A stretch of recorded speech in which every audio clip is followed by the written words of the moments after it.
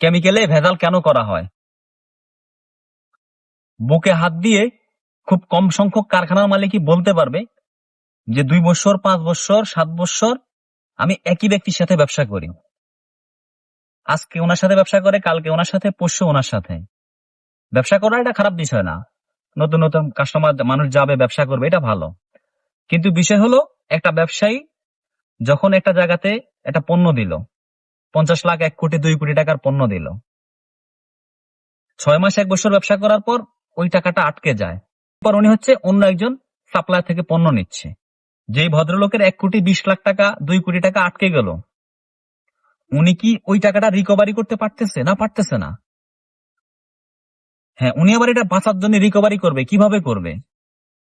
উনি অন্য আরেকটা কারখানাতে এই যে 5 কেজি, 10 কেজি, 8 কেজি মিক্স করে দিবে। মিক্স করে দিলে ওনার এটা রিকভারি হয়ে যাবে। সিম্পল। তাতে আলটিমেটলি ক্ষতিগ্রস্ত হচ্ছে কে? ওই যে আপনি অথবা আপনার মতো অন্যজন। এবার আপনি চিন্তা করলেন যে আপনি আরেকজনের সাথে ব্যবসা করতেছেন। আপনি যার সাথে এখন ব্যবসা করতেছেন, উনি হয়তো অন্য জায়গায় ধরা খেয়ে আবার আপনাকে ঠিক সেম ভাবে ডুবাবে। এই জন্য ব্যবসা ভালো করার জন্য, মার্কেট যত স্ট্রং করার জন্য একজন ব্যক্তির সাথে ব্যবসা করবেন, 2 জন, 3 জনের সাথে।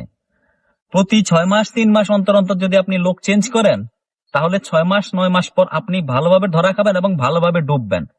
কারণ আমার চোখের দেখা অধিকাংশ মানুষই ধরা খায় এবং ধরা দেয়।